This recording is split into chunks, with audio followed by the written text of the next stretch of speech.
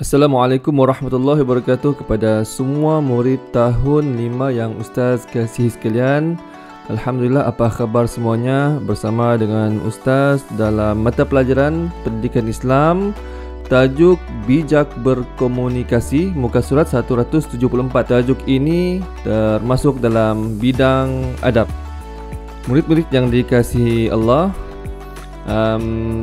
cuba lihat dalam muka surat 174 itu, kamu akan lihat gambaran sebuah keluarga yang berada mungkin ini dalam restoran ataupun kedai makan, dan di sini mereka ada beberapa dialog yang mari kita sama-sama membaca apakah yang mereka bualkan. Jom. Ayah, saya mahu makanan ini ya. Terima kasih ayah. Boleh adik? Sama-sama. Ibu, nanti saya tolong ibu bawakan makanan ya. Terima kasih Maria. Bagusnya anak ibu. Okey, itulah tadi komunikasi ataupun interaksi antara ayah, ibu, Mariah dan juga adiknya. Cuba lihat apakah yang diperkatakan di sini berkenaan dengan komunikasi. Bagaimanakah komunikasi sihat dapat mengeratkan hubungan kekeluargaan?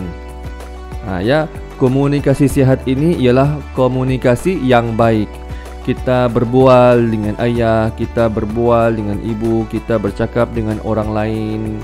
Komunikasi yang baik ini bagaimana supaya dapat mengeratkan hubungan sesama keluarga? Murid-murid dapat tangkap apa yang dimaksudkan dalam persoalan ini. Mari kita lihat apakah pengertian komunikasi.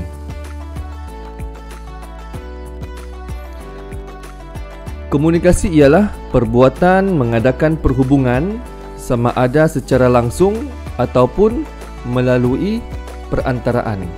Perbuatan ini dia tidak semestinya melalui percakapan. Percakapan juga perbuatan, tetapi ada juga komunikasi melalui bahasa isyarat.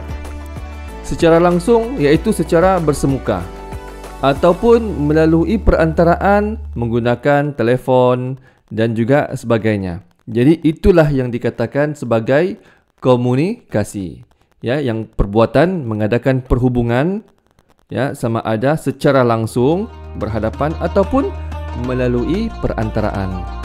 Kita lihat sabda Rasulullah sallallahu alaihi wasallam, "Al-muslim man salimal muslimuna min lisanihi wa yadihi." Rawahul Bukhari. Maksudnya, Muslim itu ialah yang memberikan kesejahteraan kepada Muslim yang lain dengan lidah dan tangannya. Hadis riwayat Al-Bukhari. Maknanya di sini ialah kita seorang Muslim ataupun Muslimah dengan memberikan kesejahteraan, kebaikan kepada orang Islam yang lain, sama ada dengan percakapan ataupun dengan perbuatan kita. Seterusnya ialah hukum berkomunikasi. Hukum berkomunikasi ini adalah harus dengan syarat menjaga batasan yang telah ditetapkan agar tidak melakukan dosa seperti mengumpat, mencela, menghina, berdusta, berbohong dan lain-lain. Perbuatan-perbuatan seperti mengumpat, mencela, menghina dan lain-lain itu merupakan perbuatan yang dilarang dan diharamkan serta mendapat dosa bagi pelakunya. Okey, selain daripada itu, komunikasi yang harus ialah komunikasi yang menjaga batasan yang telah ditetapkan. Itu adalah komunikasi yang dibenarkan di dalam syariat Islam. Baik, ini dia berkenaan dengan komunikasi dari sudut pengertian, dalil yang diambil daripada hadis Nabi sallallahu alaihi wasallam dan hukumnya. iaitu hukum komunikasi ini ialah harus selagi tidak melakukan perbuatan dosa yang melibatkan komunikasi itu tadi. Seterusnya, murid-murid, mari lihat adab-adab berkomunikasi. Di sana ada adab-adab berkomunikasi yang mana yang kita kena buat, ataupun inilah adabnya yang perlu kita ambil perhatian sekiranya kita ingin berinteraksi ataupun bercakap bersama dengan orang lain.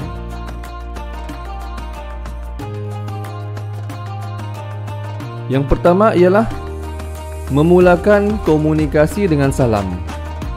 Maksudnya di sini kita mulakan dengan ucapan sama ada Assalamualaikum bagi sesama Islam, ataupun kalau yang bukan non-Muslim kita ucapkan selamat pagi, selamat petang ataupun selamat sejahtera. Ini adalah permulaan komunikasi kita. Yang kedua, memilih kata-kata yang baik. Sama ada kita memanggil dengan panggilan yang sesuai kepada orang tersebut. Contohnya orang yang lebih tua kepada kita, ibu dan juga ayah, itu kita panggil dengan yang biasa kita panggil di rumah. Ataupun orang tua yang berpangkat pakcik, maka kita akan panggil pakcik ataupun abang dan juga sebagainya. Kita pilih kata-kata yang baik supaya menyenangkan hati orang yang mendengar. Dan yang ketiga, sopan dan lemah lembut dalam percakapan. Jangan bercakap kasar dan jangan pula bercakap dengan suara yang kuat. Yang keempat, berkomunikasi mengikut keperluan.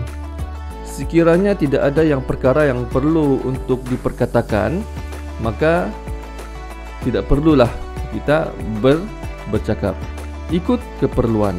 Yang kelima, memberikan perhatian ketika orang lain bercakap. Orang bercakap dengan kita ambil perhatian, kita dengar apa yang diperkatakan olehnya, dan juga sekiranya orang itu berhadapan dengan kita mendengar dengan fokus dan juga berpaling ke arahnya. Bukannya kita berpaling ke arah yang lain. Ini maksud memberikan perhatian ketika orang lain bercakap. Dan yang keenam, tidak berbohong dan menyakiti orang lain. Ini ke dalam berkomunikasi. Jadi di sini ada 6 antara adab berkomunikasi, yaitu kita ulangi semula: memulakan komunikasi dengan salam, memilih kata-kata yang baik, sopan dan lemah lembut dalam percakapan, berkomunikasi mengikut keperluan, memberikan perhatian ketika orang lain bercakap, dan tidak berbohong dan menyakiti orang lain. Baiklah murid-murid sekalian, itulah bahagian yang pertama berkenaan dengan bijak berkomunikasi. Seperti biasa, di akhir video ini Ustaz akan titipkan sedikit aktiviti ataupun tugasan kamu untuk kamu buat, iaitu yang pertama, apakah pengertian komunikasi? Tadi Ustaz telah nyatakan berkenaan dengan pengertian komunikasi. Kemudian yang kedua, sebutkan hukum berkomunikasi. Yang ringkas sahaja, kamu perlu sebutkan hukum berkomunikasi yang telah Ustaz nyatakan juga tadi. Dan yang ketiga, nyatakan 4 adab berkomunikasi dengan betul. Tadi berapa adab berkomunikasi? Ada 6 semuanya kan? Ustaz mahu kamu nyatakan 4 sahaja adab berkomunikasi. Jadi ini adalah 3 aktiviti bertulis yang mudah untuk kamu laksanakan, dan Ustaz harap kamu dapat laksanakannya dan serahkan tugasan kamu ini kepada Ustaz agar Ustaz dapat membuat semakan dan juga membuat penilaian terhadap tugas kamu. Alhamdulillah, terima kasih atas perhatian semuanya. Sehingga kita bertemu ke pelajaran akan datang. Assalamualaikum warahmatullahi wabarakatuh. Bye.